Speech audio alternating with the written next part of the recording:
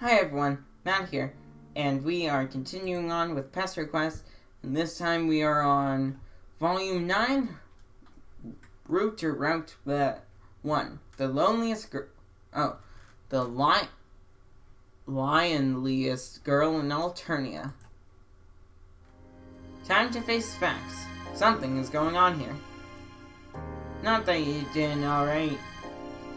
Hang on.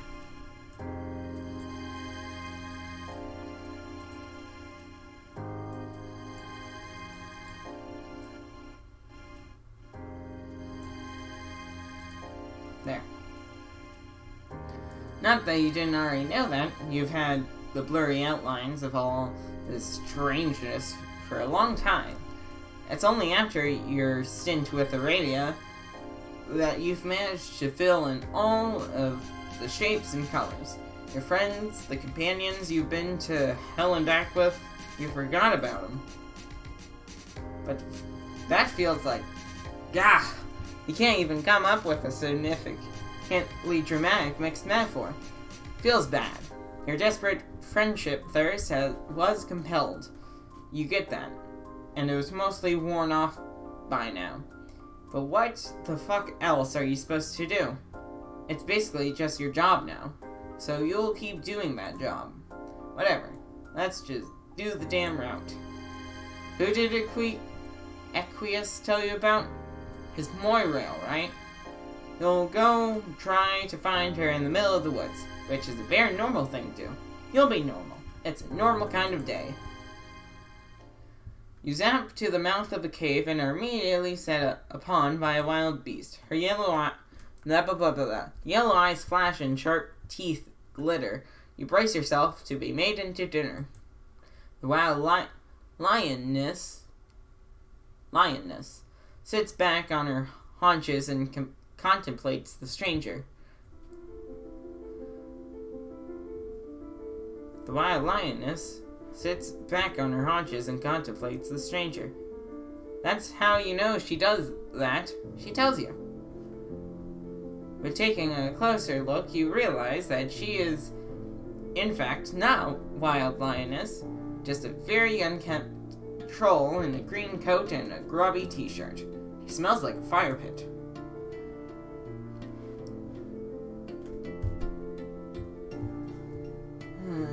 What voice to do?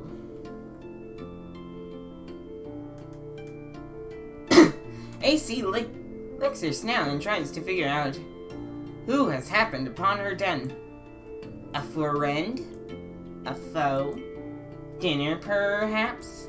The troll girl licks her lips, and you realize that even though she is not some bloodthirsty predator, she does have very sharp canines and clawed gauntlets on her little hands. She's small, but with trolls, you've discovered the hard way that size do not translate into a 1-to-1 strength ratio. You tell her that you are a friend. Definitely a friend. And not at all the sort of friend you playfully fight with and then accidentally eviscerate, because you never know with trolls. The girl whose name you have a sneaking suspicion might be Nepeta scratches at her chin. Her finger is curled up like a paw. You're worried that she's going to put her eye out with those claws.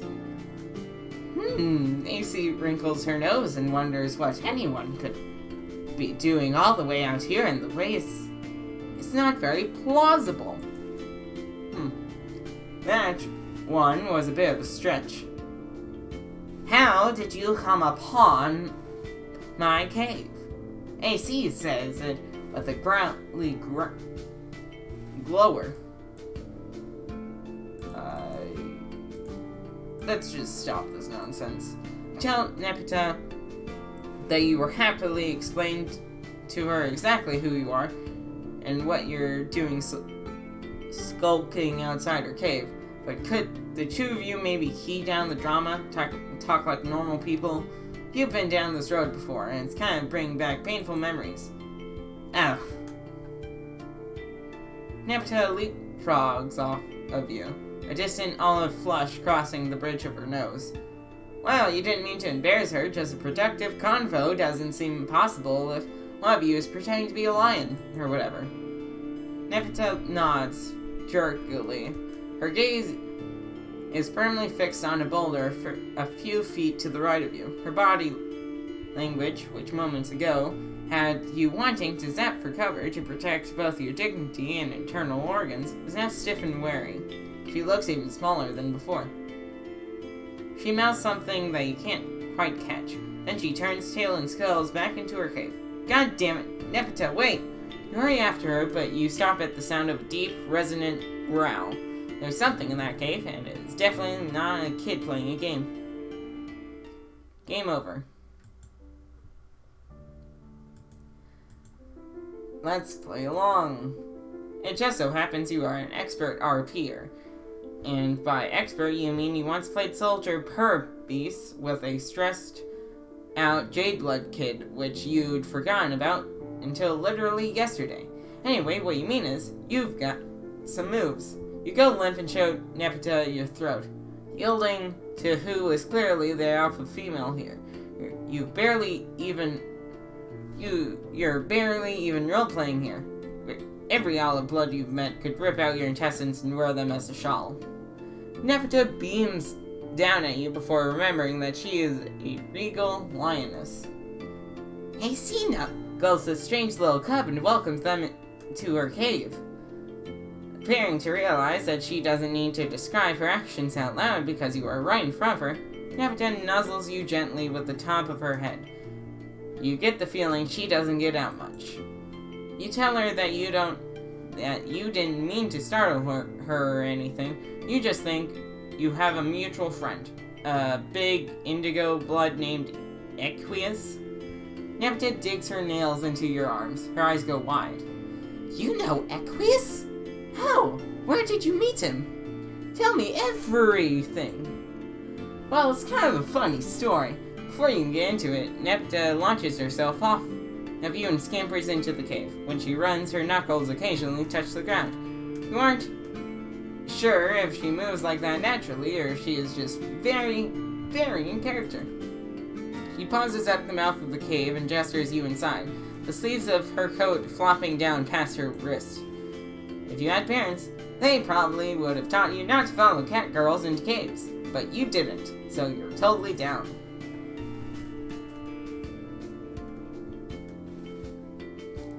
The cave is small and chilly. Several animal pelts cover the cavern floor, from beasts too large to be wolves, but too shaggy to be bears. Maybe some sort of wolf bear. All the furniture is hewn from stone. The recupercoon formed from a natural hollow in the rock. All of the hives you've spent time in, this one is the most rustic. You wonder why. Nepeta isn't high blood, but she's certainly not low blood either.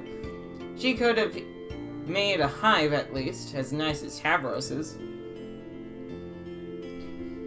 AC welcomes the strange cabin to her den and invites them to sit down wherever they please.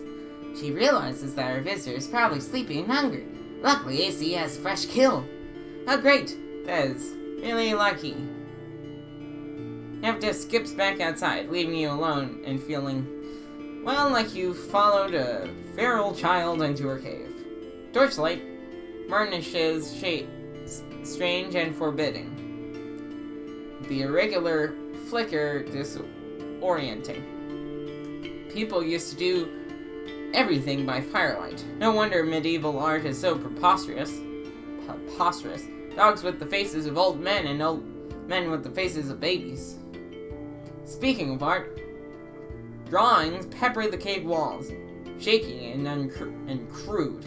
Although you doubt even Michael fucking Angelo could do much with a canvas like this. The pictures seem to depict Nepeta and various other trolls, some of whom you think you recognize. You see Karkat's knubby little horns and Equius's broken one. Few pictures have been viciously scratched out. A couple of self-portraits Nepeta also feature a large, sleek white cat. You wonder if that's her hunter Sona? Lion Sona? Whatever. Then you hear a growl behind you and realize, oh right, Nepeta has a Lucis.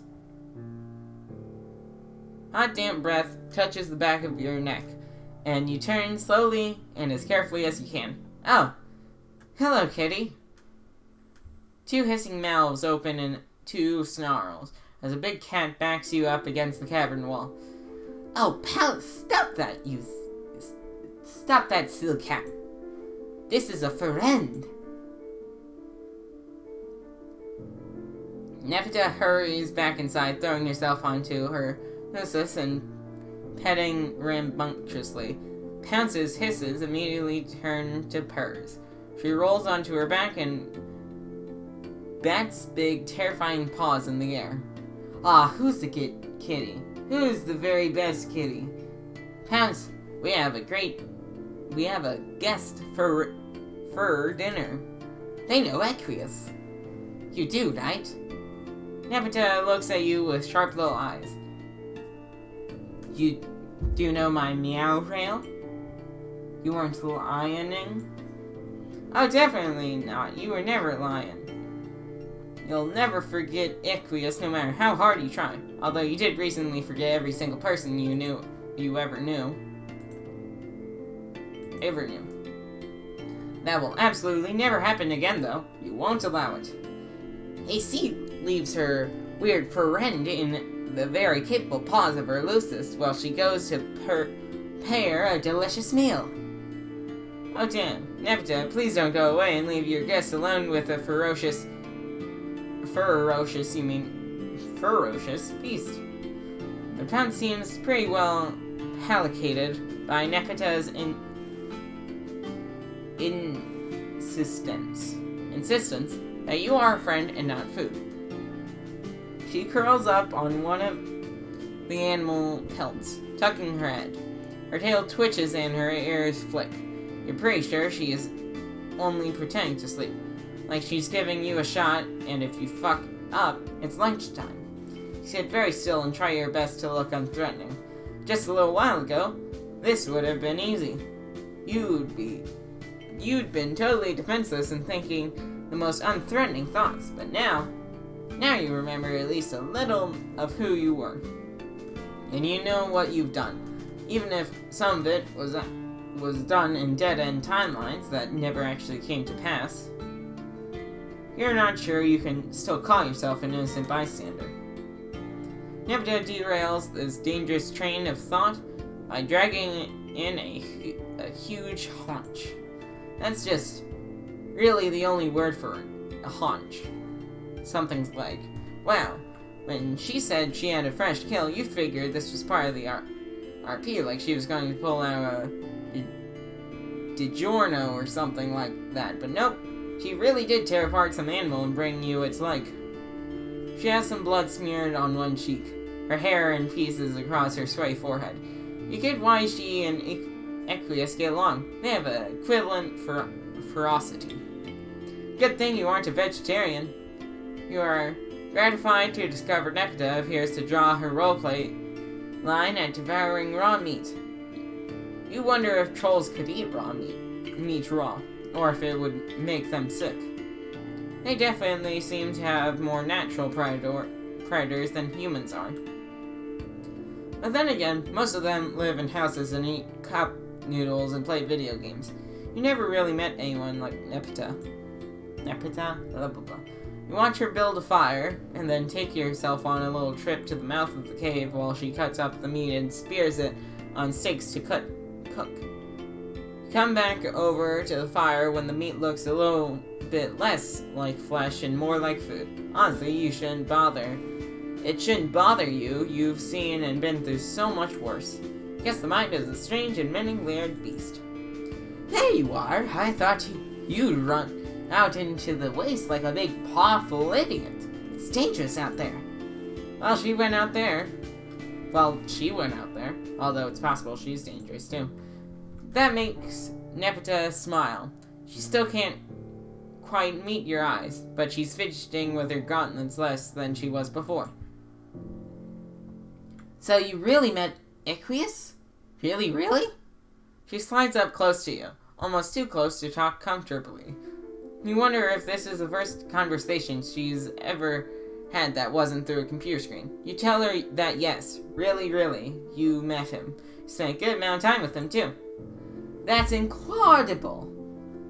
I've never seen that silly guy hang out with anybody before, except for maybe Whiskers.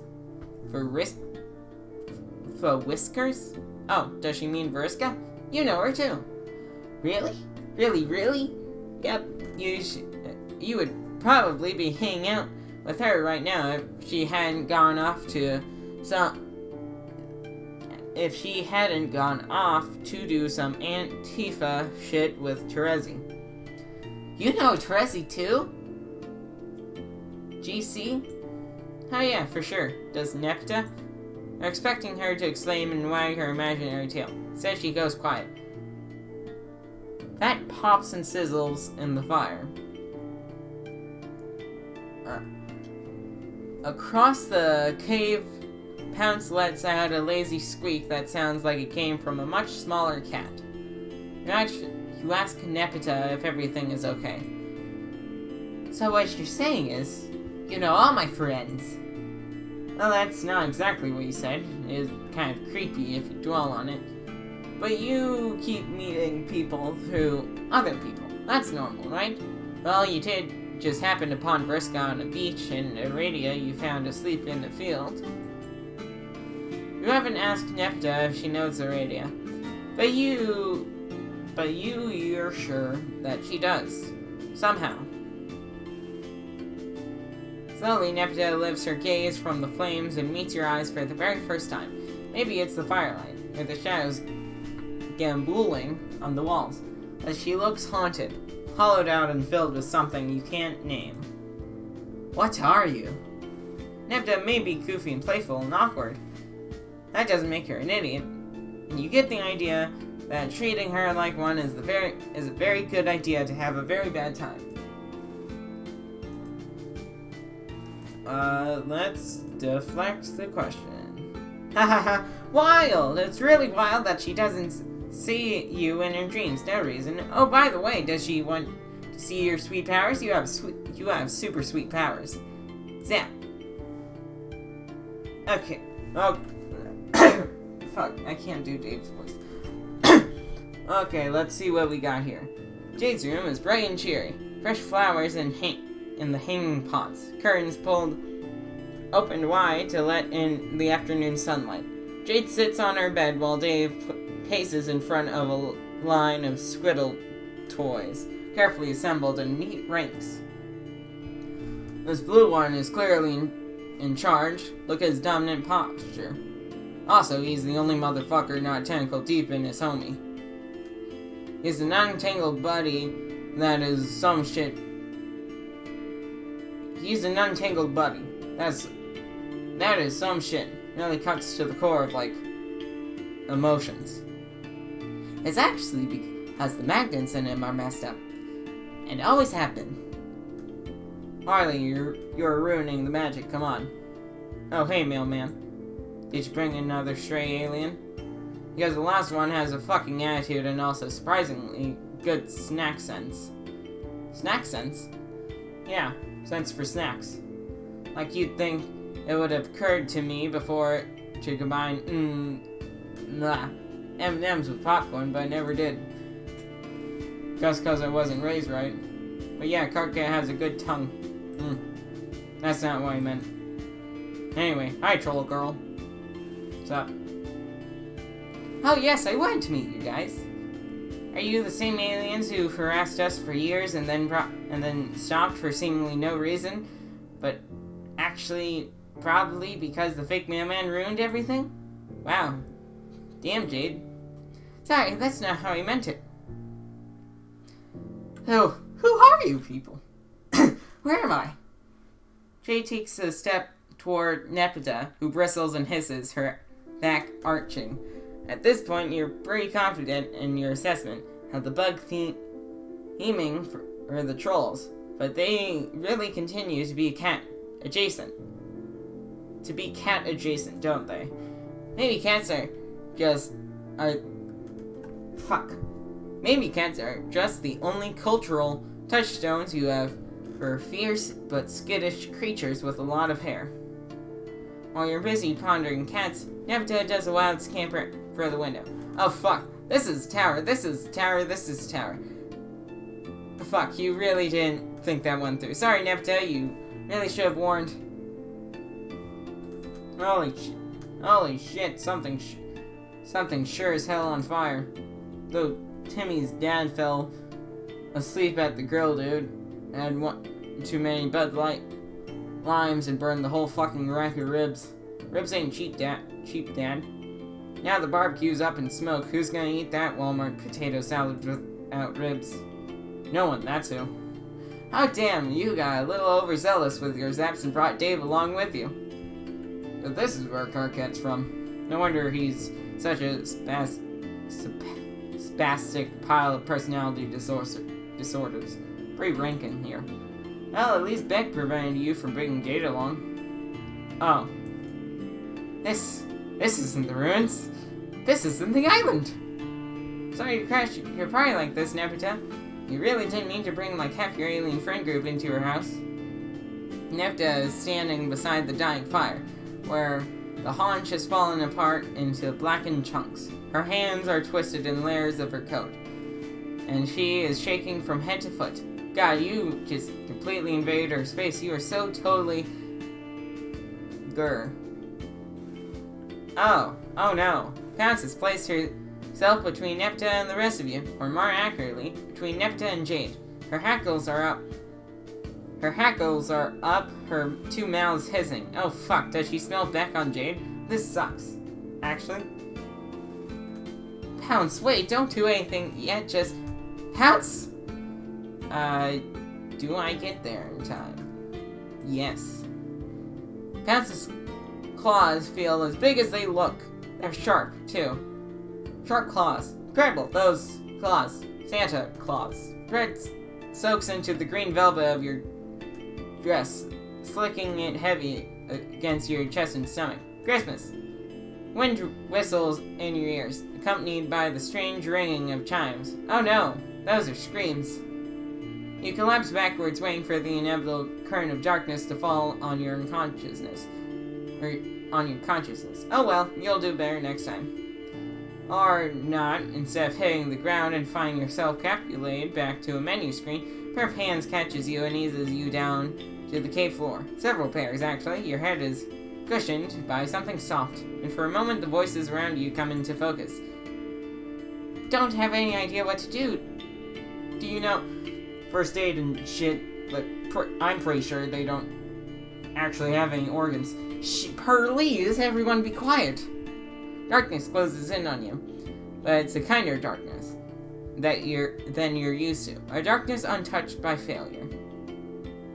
Consciousness fades back and in on slow waves of sensation. The first thing you see is firelight on the cave wall, strange shadows lapping across the rock and playing out a story you believe you could understand if your body was a little less heavy and your brain was less full of mush. You try and sit up. Wow, you are not going to sit up. Don't try and sit up. You're going to start bleeding again. Dave, go get Nepeta. They're awake. Oh, dope. Okay. Hey, Legion. Here, KKK.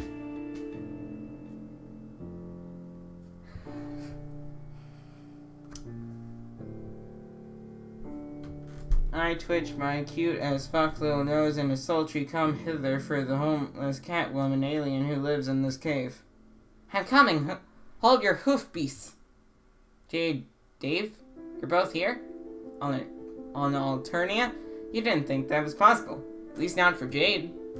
Yeah, I was going to mention back before you got gunned by Kimba the White Lion. I didn't think that worked. Don't you always get dog walked? You thought you did. But maybe you just caught a lucky break and got in there while Beck was napping, or doing some other important dog stuff. I guess Beck has been acting sort of weird recently. He's been way less protective and bossy. He doesn't even get shirty when I go to the ruins. Jade, I hate to break it, to you, but that's not weird, that's normal. Dogs are supposed to chew the remote and shit on the carpet, not raise you from childhood. Animals are not parents. You know a couple of trolls who might disagree with that. But you digress. Wow, your body doesn't feel good. That's because Pounce almost killed you. I wasn't even sure you could die, but you proved me wrong. You did a pretty good job of almost dying. But you aren't dead. Dave held your cuts in. It's very gross and extremely fascinating. Wasn't a big deal. The kind of clown hasn't staunched copious bleeding from a gut wound, honestly. Time to go back to preschool, kids. You are impressed and horrified. Dave shrugs. Jade sewed you up like she's a... Yeah. Jade sewed you up. She's like a fucking Susan B. Anthony with that needle. Except not American. Is Susie B. Anthony American? Did America even exist at that point? Maybe she was English. I've never sewn up anything that wasn't a corpse. It was fun. Again, you were terrified, but impressed. But the two of them, they're okay? They look alright. A little grimy, but otherwise unharmed. You're really sorry that you zapped them here and then passed out for what was most likely days. I'm chill. Yeah, it's been great, honestly. Which really does go to show you how fun our normal lives are. Yeah, kind of pathetic, actually, when you think about it. But Nebda has Wi-Fi, at least. He holds up his phone, open to the Messenger app. You can just make out familiar lines of red and gray text. Move over, quiet. Coming through. Nah. I swear I can not do her voice when doing other voices. Blah, blah, blah. Nebda appears, shooing aside Dave and Jade, and hunkering down at your bedside, or on your pile of furs on the cave floor. Her hair hangs lank around her face, and patches of your blood liberally stain her coat. But apart from that, she seems to be in an excellent mood. Hi, Nebda. Sorry for all the bleeding. Sorry for bleeding all over the place. Don't be silly. Just drink this. She hands you a small clay cup full of something hot. What is it? Herbs. She pronounces the H. What kind of herbs? Healthy ones. Probably some dang shit mailman better watch out.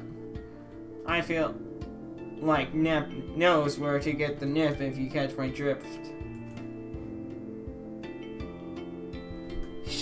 Quiet. Stop being weird. They'll help the healing process. I find them in the woods. Well, damn, if you find them in the woods. I get most of my remedies from the jungle too, Dave.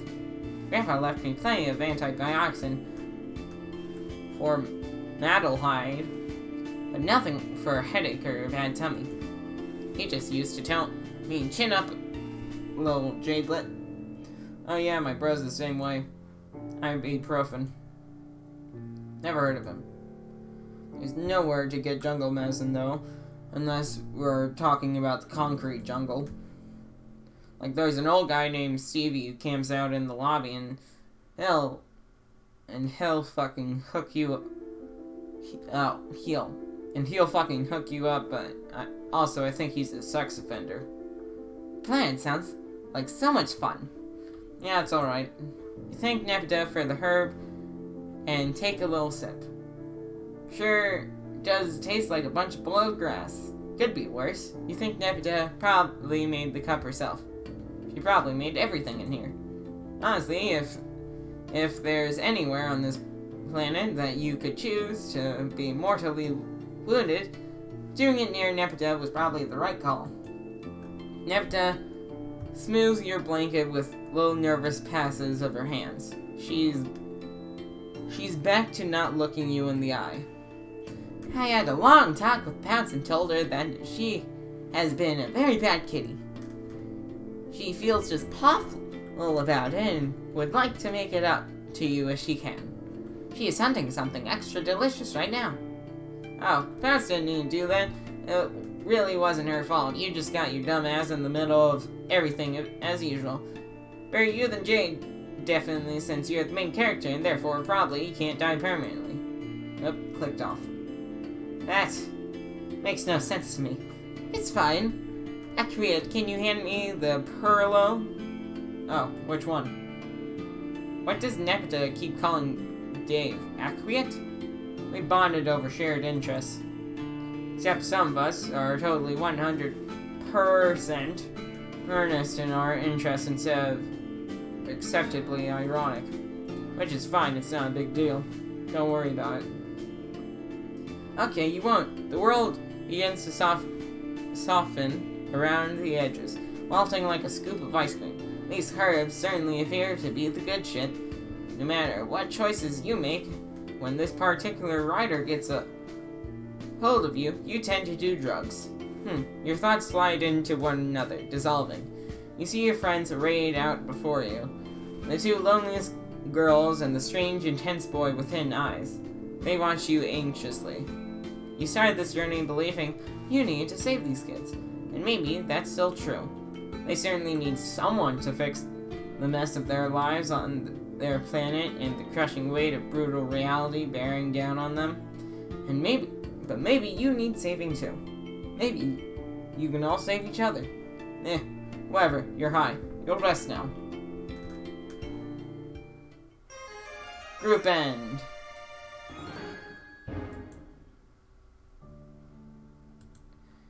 Let's not get there in time. The next few moments happen so fast that you barely have a chance to catch sight of them, let alone intervene. Pounce leaps over Nepeta, landing on a rock and springboarding off it with her back legs and right at Jade. Oh god, oh no. Pounce's claws are so big and so sharp, and Jade is just a little girl. Bang. Pounce hits the ground with a thud so heavy it vibrates up through your legs. Smoke curls out of the nose of Jade's rifle. The shot loud enough to make you all go temporarily deaf. So you don't hear Nepeta's scream as more than a sigh, like wind or the distant wail of a train. She leaps for Pounce, eyes blazing wide and unseeing. Jade starts forward and Nepeta shrieks, raking out with her clawed gauntlets and catching Jade across the arm. Holy fuck. Jade reels back, her arm unprotectively against her chest. Her shoulders heave with thick, choking breaths, and she turns and runs from the cave. Jade, fucking Jesus, Dick. Dave tears off after her. Holy shit, this is a complete nightmare. You teether, torn between two disasters. Nepeta cradles her Lucis' head in her lap, rocking slowly back and forth. You say her name once, twice. She doesn't even seem aware you're here. You've done everything you can here. That is, you've done nothing. Hurry to the mouth of the cave, hoping to get a glimpse of red and white. There's nothing. Just the endless sway of trees and chirps of night creatures. Nothing to suggest that two human kids, one bleeding profusely, have ever been here. Motherfuck, how could you let this happen? You need to find those kids. You imagine Jade, her copious hair, the bright smile, her tired eyes. You stand at the edge of a canyon, alone. It's clear there is no one around for miles. You aren't anywhere near Nepeta's cave. Jade could never have gotten here this fast. You messed up somehow. You think of Jade again, but this time you add in her stricken expression and the blood dripping from her forearm. You appear in an old train station. Fuck, okay. At least you see the damn woods now, but still. No Jade. You think of Dave. Sardonic glint, casual lean, muttering his jokes to himself before typing them out. Shit, damn it. This isn't even the right planet. Ugh. Yeah, you know, calm down, T-posing god person. You sat back to the mouth of the cave. The fire has died down. Everything is still. And just the sight of the dark opening makes you feel sure you are not welcome here. A girl lost her Lucis, and it is your fault. 2 human strangers are lost in the wilds of Alternia, and it is your fault. Your powers are growing. You can feel it. That's why Beck couldn't stop you. And why can't you find the kids? Because they aren't where they belong. You fucked up something again. The continuity, the timeline, something. Thematically, Dave and Jade don't fit here. But now, they're stuck, all alone, because of you. Game over. Let's explain. Tell Nepta that you don't know what you are, or even who you are. You certainly know better than you did a few volumes ago, but you think you're an anomaly. You've crash-landed into someone else's story. Nepta is still watching you carefully, muscles wound tight. She's ready to pounce. On the fire, the meat begins to blacken and burn, but neither of you say anything. There goes dinner. Me and some friends were supposed to play a game. Different from the games we usually play. Even Equius was going to parlay this time, and he usually hates games. But then the game didn't work. Oh right, you know about the game. She blinks at you. I dream sometimes. Dreams? Well, that's pretty normal. Not normal dreams, dummy. At least I don't think they are. I suppose that even if they aren't, I wouldn't have anything to compare them to. They are the only sort of dreams I've ever seen. I'm not sure what they are. I see other Nepitas sometimes. Sometimes Pounce is there, and sometimes she is dead, and that always makes me very sad. I see my friends too, and other people I don't know, but who I think would be pretty good friends if I got a chance. A bright, hopeful note in Nepeta's voice digs deep at the center of you, plucking at your nerves like a cello string. It makes you so impossibly sad. You don't know why. I don't see you, though. I don't think you fit in here. Ouch. I apologize. I didn't mean to make you feel bad. My dreams are probably silly and don't mean anything. She springs up from the fire and K down on Pounce, burying her hands and face in thick white fur. You get up and follow after her. Probably that, because what else do you do? You should probably give up on this particular round at this point. You've quite thoroughly killed the friendship mood with all this existential angst. Why does she live all the way out here anyway? Wouldn't it be better to live closer to all of her amazing friends? At least Equius. Even Terezi, who was definitely very weird. His house. No. Even Terezi, who is definitely very weird, has a house. Admittedly, it's in a tree, but it still counts. I'm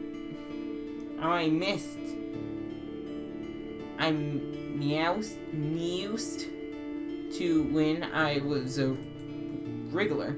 Or I think I did. A big lovely house with windows and lots of furniture for Pounce to scratch. Pounce closes her eyes and purrs. But then, I don't know. Something happened.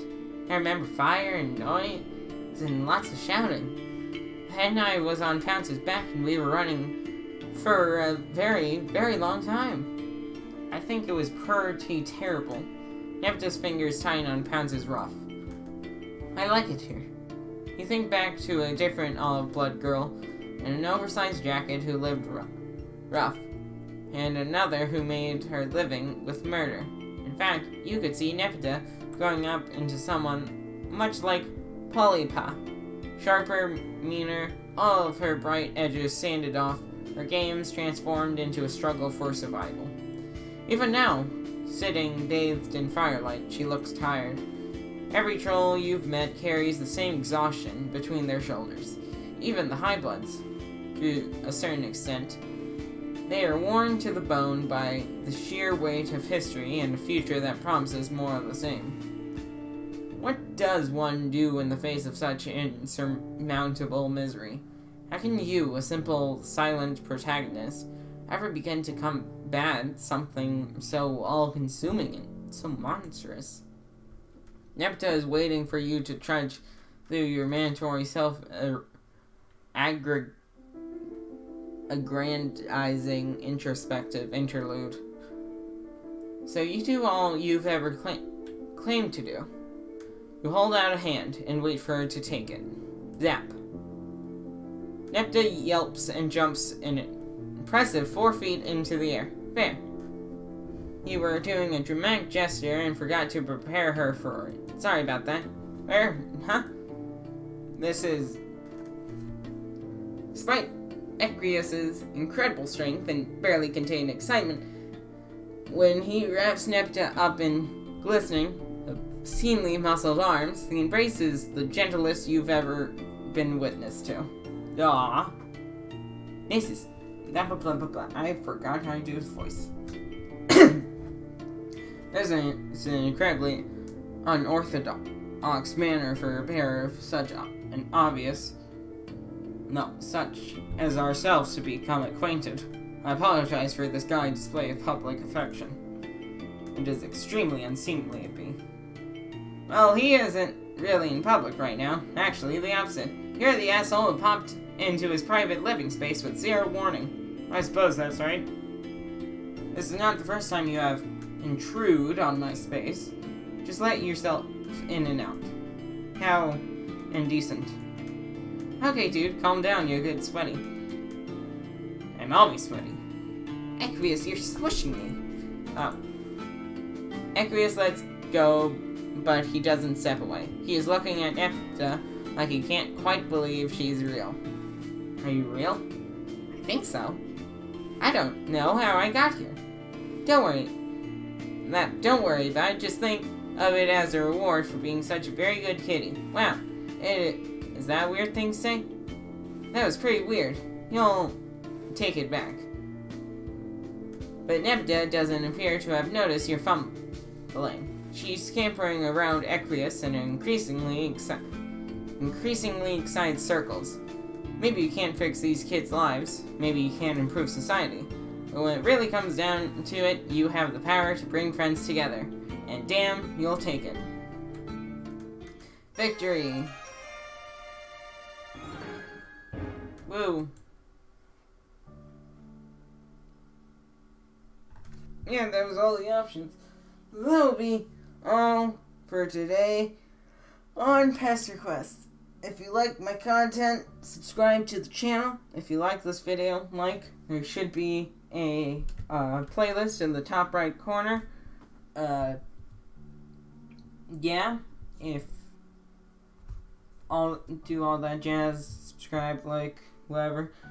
Have a good day, and do what you do best.